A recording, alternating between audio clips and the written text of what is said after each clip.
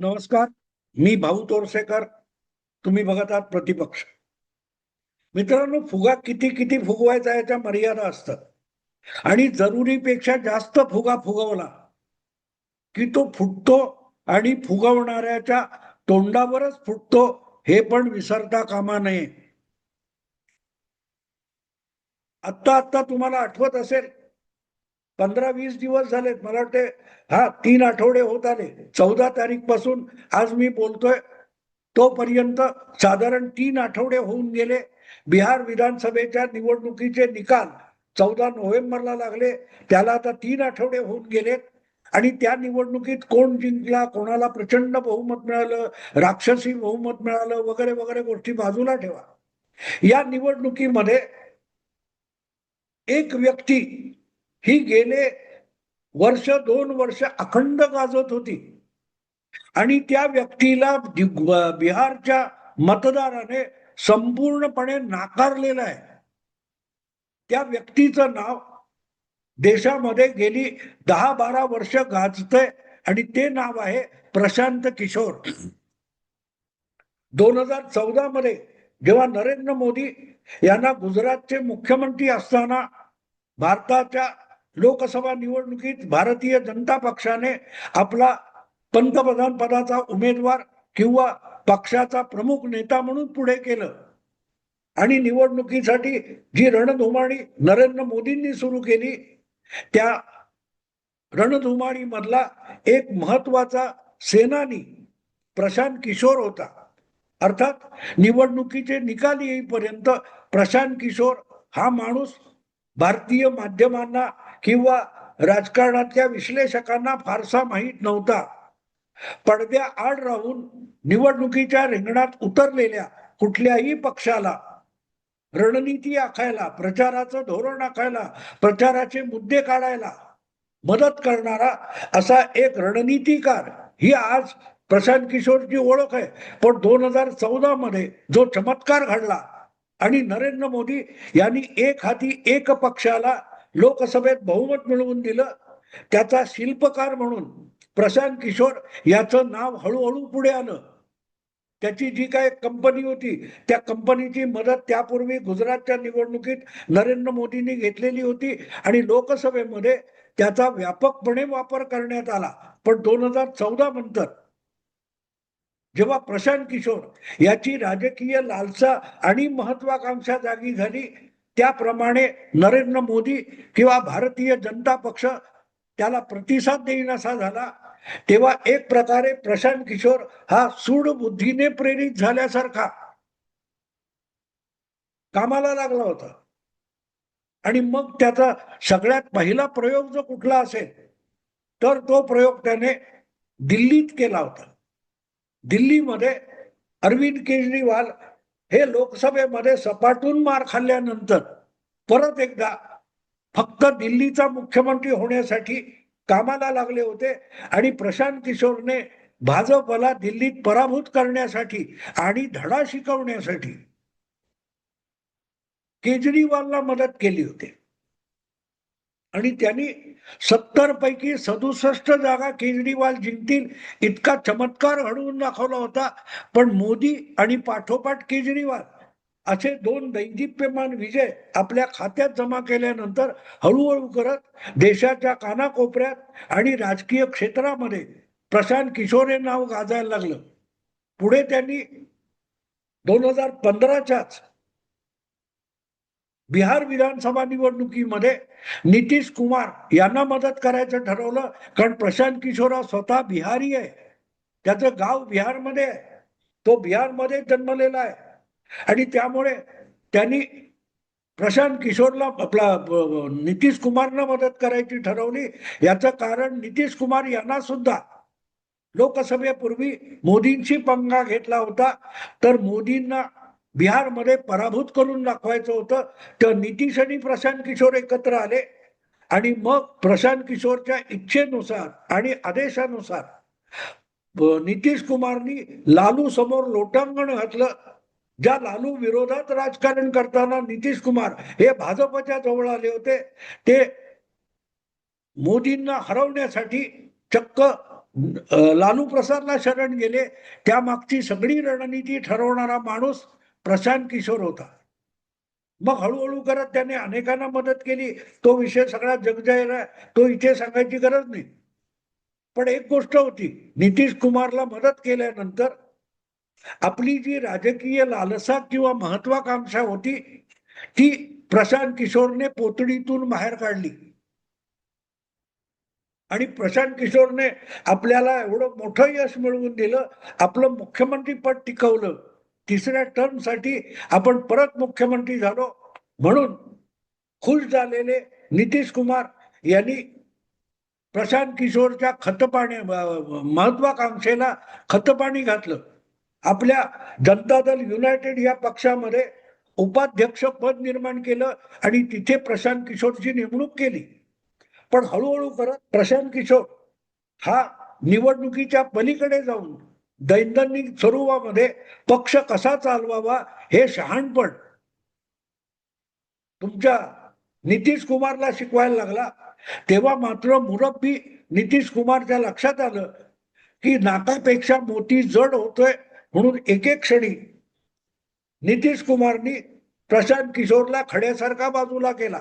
आणि त्यानंतर मग नितीश कुमार एका बाजूला काय म्हणतात ते बाकीच्या वेगवेगळ्या पक्षांना, स्टॅलिन असो, ममता असो, अमरिंदर सिंग असो, राहुल गांधी असो, यांना निवडणुकीची रणनीती ठरवायला मदत करत असतानाच दुसरीकडे त्यांनी बिहारमध्ये नितीश कुमारला धडा शिकवण्यासाठी थेट राजकारणात उतरायचं आणि एक नवा राजकीय पक्ष स्थापन करायचा, चालवायचा इथपर्यंत मजल मारली. त्यातून मग जनसुराज नावाचा एक पक्ष निर्माण करण्यासाठी तब्बल 3 वर्ष प्रशांत किशोर यांनी अपरंपार कष्ट उपसलेले आहेत. शेकडो गावांमध्ये पदयात्रा करून, आणि राहुल गांधी सारखी पदयात्रा नाही, खरी खुरी पदयात्रा, पायी चालत चालत अनेक गावांमध्ये जायचं. रात्री रात्री त्या गावामध्ये मुक्काम करायचा. त्या गावातल्या ग्रामस्थांशी त्यांच्या समस्या, त्यांचं जीवन, त्यांच्या अडचणी, त्यांना सतवणारे मुद्दे यावर चर्चा करायची आणि यातून एक लोकसंघटन उभं करायचं असा चंग बांधून 2022-23 पासून नितीश कुमार कामाला लागलेला होता. आणि बघता बघता नितीश कुमारला जे काही राजकारणातले चटके बसायचे ते बसायला लागल्यावर त्याच्या लक्षात आलं की हे लोकांना दाखवण्यासाठी पदयात्रा वगैरे सगळं ठीक आहे, पण निवडणुका जिंकायच्या तर संघटन लागतं आणि संघटनेबरोबरच प्रसिद्धीचा झोत आवश्यक असतो. आणि तिथून प्रशांत किशोरने हळूहळू मेन स्ट्रीम मधल्या मुख्य प्रवाहातल्या माध्यमांना दीर्घ प्रदीर्घ मुलाखती देत आपल्या नावाचा आणि आपल्या राजकारणाचा डंका माध्यमातून पिटायला सुरुवात केली. एकामागून एक मी बघत होतो. अगदी युट्यूब पासून वाहिन्यांपर्यंत प्रशांत किशोरच्या प्रदीर्घ मुलाखती सलग वर्षभर चालू होत्या. जसजशी बिहारची विधानसभा निवडणूक जवळ येत गेली त्यानंतर तर पंतप्रधानापेक्षा किंवा राहुल गांधींपेक्षा प्रशांत किशोर नित्य नेमाने वाहिन्यांवर झळकायला लागले. देशाच्या कानाकोपऱ्यात कुठलीही निवडणूक असो किंवा कुठलीही घटना घडत असो, त्यावर एखाद्या मुरब्बी राजकारण्यासारख्या प्रशांत किशोर प्रतिक्रिया द्यायला लागले. आणि इतकी वातावरण निर्मिती त्यांनी केली या माध्यमांचा डंका पेटून की ती निवडणूक जिंकायला पुरेशी ठरेल असं प्रशांत किशोरला वाटलं होतं. आणि प्रशांत किशोरनी मीडियाच्या बातम्यांचा आणि मुलाखतीची हवा भरून जो आपला एक जनसुराज्य नावाचा फुगा फुगवलेला होता तो 14 नोव्हेंबर रोजी त्यांच्याच तोंडावर फुटला. मी त्याचा अभ्यास करायचा प्रयत्न करतोय, समजून घेण्याचा प्रयत्न करतोय. कारण राहुल गांधींची पदयात्रा किंवा तेजस्वी यादवची पदयात्रा यापेक्षाही प्रशांत किशोरची पदयात्रा ही वेगळी होती. त्यांनी उठवलेले विचार, उपस्थित केलेले मुद्दे महत्वाचे होते, तेवढेच बिहारच्या हिताशी संबंधित होते. पण तरीही मला वाटते 3-3.5% मतं त्यांना मिळाली आणि एकही आमदार निवडून आला नाही. जी काही 3 वर्ष हवा निर्माण केली होती सगळ्या प्रमुख माध्यमांमध्ये, दीर्घ दीर्घ मुलाखती, आणि त्याच्यामध्ये नितीश पुन्हा निवडून येणार नाही, नितीशच्या 25 आमदार पण येणार नाहीत, तेजस्वी यादव 9वी फेल आहे, इथपासून सगळ्या सगळ्या गोष्टी त्यांनी सांगून एक हवा निर्माण करायचा प्रयत्न केला होता. पण मुद्दा असा असतो की तुमच्याकडे सुपीक जमीन असेल तरीही त्या सुपीक जमिनीमध्ये सुद्धा चांगलं पीक काढायचं असेल तर चांगली मशागत करावी लागते. मशागत नाही केली तर तुम्ही कितीही चांगलं बियाणं आणा आणि कितीही सुपीक जमीन असेल तरी पीक निघत नाही, ते किरकोळ निघेल. आणि तेच प्रशांत किशोरचं झालं. आणि प्रशांत किशोरच्या तोंडावर तो हवा प्रचंड फुगा फुटला. जो माणूस गेली 2-2.5 वर्ष सगळ्या माध्यमांमध्ये असा पसरलेला होता, विस्तारलेला होता, व्यापलेला होता, हा गय म्हणतात, तसं प्रशांत किशोरचं एकूण भारतीय माध्यमांमध्ये चित्र होतं. आज तोच प्रशांत किशोर सगळ्याच्या सगळ्या माध्यमातून गायब आहे. 14 नोव्हेंबर पासून आज मी बोलतोय 6 डिसेंबर या कालखंडामध्ये प्रशांत किशोरच्या सविस्तर किंवा उद्बोधक मुलाखती आल्या असं आपल्याला कुठेही दिसलं नाही. 10 लोकांना सुद्धा प्रशांत किशोरकडे मुलाखत घ्यायला जावं असं वाटलेलं नाही. जे लोक त्याच्याकडे गेली 3 वर्ष मुलाखतीसाठी रांग लावून उभे होते त्यांनी सुद्धा प्रशांत किशोरकडे ढुंकून बघितलेलं नाही. आणि या सगळ्याचा जेव्हा मी विचार करतो तेव्हा माझ्या एक गोष्ट समांतर लक्षात आली की प्रशांत किशोरचा फक्त बिहारच्या निवडणुकीत पराभव झालेला नाही. एक प्रकारे बिहारच्या मतदाराने प्रशांत किशोरला एक दाखवून दिलं की महाराष्ट्रातला मराठा आरक्षणाचा मराठा योद्धा जरांगे पाटील आणि फार मोठा रणनीतिकार ज्याने अनेकांना अनेक निवडणुका जिंकून दिल्या, तो प्रशांत किशोर. यामध्ये किंचितही फरक नाही. प्रशांत किशोर आणि मनोज जरांगे पाटील यांची आपण तुलना करू शकतो इतका त्या दोघांचा अलीकडल्या निवडणुकांनी पचका केलेला आहे. तुम्हाला मराठ्यांची मतं हवीत की नको अशी दमदाटी लोकसभेच्या आणि विधानसभेच्या निवडणुकीच्या आधी जरांगे पाटील करत होते. आठवतं तुम्हाला? जरांगे पाटीलचा तो आरोगन्स, ती अरेरावी, तो अहंकार, आणि प्रशांत किशोरची बिहारच्या निवडणुकीच्या संबंधात तेजस्वी, भाजप किंवा नितीश कुमार यांच्या विषयीची वक्तव्य याची तुलना करून बघा. जणू काय नितीश कुमार हा बिहारच्या विधानसभा निवडणुकांचे निकाल आल्यानंतर 14 नोव्हेंबर नंतर बिहारचा भावी मुख्यमंत्रीच आहे अशा थाटामध्ये प्रशांत किशोर सगळ्या मुलाखती देत होता. आणि किती अहंकार माणसाला किती असतो. 50 नगर काय ते 50 आमदार निवडून आले तरीही मी माझा पराभव समजेन, यातला अहंकार दिसतो मित्रांनो.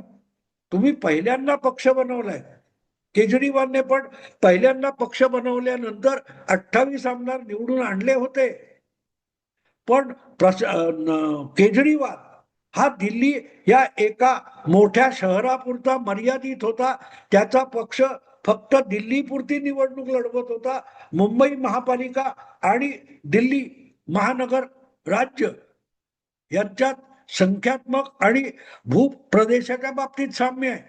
त्यामुळे एका मर्यादित आणि घनदाट लोकसंख्येच्या बाबतीत जे घडतं ते बिहार सारख्या पसरलेल्या प्रदेशात घडेलच असं नाही. पण याचं भान प्रशांत किशोरला नव्हतं. बातम्यांमध्ये झळकतोय म्हणजे आपण महाराष्ट्र व्यापून टाकलेला आहे अशा भ्रमात जरांगे पाटील होते. आणि आपण इतके लोक आपल्या मागे येऊन उभे राहतात म्हणजे महाराष्ट्रातलं मत हे आपल्या इच्छेनुसार फिरतात या भ्रमामध्ये जरांगे पाटील होते. त्यामुळे तुलना बरोबर करता येते. माध्यमातल्या बातम्यांच्या आधारावर प्रशांत किशोर बिहारच्या निवडणुकांचं आणि राजकारणाचं विश्लेषण करत होता. जरांगे पाटील सुद्धा त्या हवेवर आणि बातम्यांवर स्वार होऊन महाराष्ट्रातल्या राजकारणावर गर्जना करत होते. पण शेवटी काय झालं? जरांगे पाटीलचं काय झालंय नवीन सांगायला नकोय मराठी श्रोत्यांना. पण प्रशांत किशोरचं काय झालं हे बघायचं असेल आणि समजून घ्यायचं असेल तर प्रशांत किशोरचा जरांगे पाटील झाला असं म्हणताय. आज मी जरांगे पाटील यांच्या आंदोलनाविषयी गेल्या 3-4 वर्षामध्ये माझी भूमिका साफ होती. मी सतत सांगत होतो मराठ्यांच्या आरक्षणाचा विषय गंभीर आहे पण तो चुकीच्या हातात आहे. जरांगे पाटील हे मराठा आरक्षणाच्या भूमिकेचं नुकसान करतील. बिचाऱ्या गरजू मराठ्यांसाठी तो गिरणी संप ठरू नये या धोक्याचा इशारा मी वारंवार देत होतो. आणि तरी जरांगे पाटलांना ज्यांनी चढवायचं त्यांनी चढवलं आणि आज जरांगे पाटील गायब आहेत. नेमकी तीच गोष्ट प्रशांत किशोरच्या बाबतीत बिहारच्या विधानसभा निवडणूक निकालानंतर झालेली आहे. गायब आहे माणूस. 3 आठवड्यांचा काळ उलटलेला आहे पण कोणालाही बिहारच्या निवडणुकीचे निकाल असे का लागले?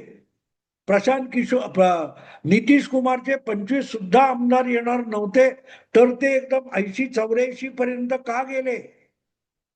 याचं उत्तर प्रशांत किशोरकडे मागावं असं कुठल्याही मुख्य वृत्तवाहिनीला वाटलेलं नाही. त्यासाठी त्याच्याच पराभवाचं विश्लेषण किंवा पोस्टमार्टेम प्रशांत किशोरकडून करून घ्यावं असंही कुठल्या वाहिनीला पत्रकाराला वाटलेलं नाही. इतकी प्रशांत किशोरची बिहार विधानसभा निवडणुकीत भयंकर शोकांतिका झालेली आहे. पण तो बिचारा अभ्यासू आहे, सुशिक्षित आहे, उच्च शिक्षित आहे. जरांगे पाटील हा तुलनेने अनपढ किंवा अशिक्षित आहे.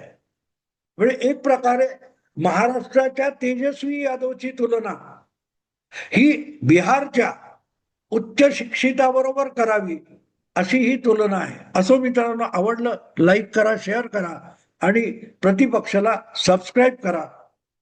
नमस्कार.